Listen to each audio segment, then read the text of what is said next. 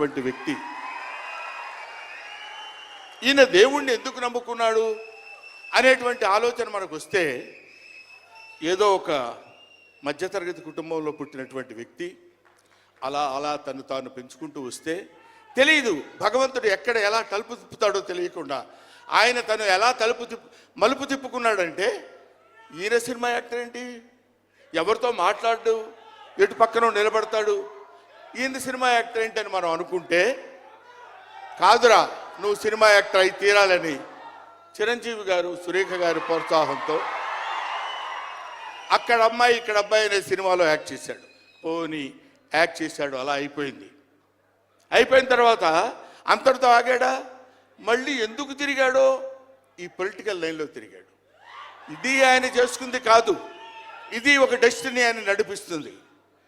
అలా తిరిగి తిరిగి తిరిగి లేచిన కెరటం గొప్పది కాదు, పడి లేచిన కెరటం గొప్పది.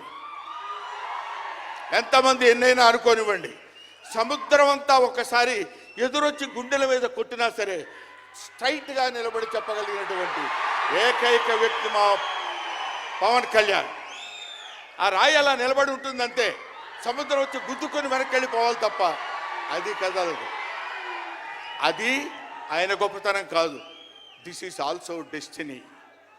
ఆయన అలా రుచించబడ్డా అటువంటి వ్యక్తి ఇన్ని అవమానాలు, ఇన్ని భయంకరమైన సిచ్యువేషన్ అంతా తిరగబడి ఈయన మినిస్టరా, ఈయన డిప్యూటీ సీఎమ్మా,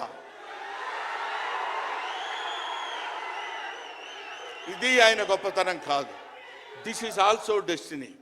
ఇదంతా ఆయన నమ్ముకున్నటువంటి పరమేశ్వరుడు లిఖించినటువంటి ఒక అద్భుతమైనటువంటి సిచ్యువేషన్ అయింది.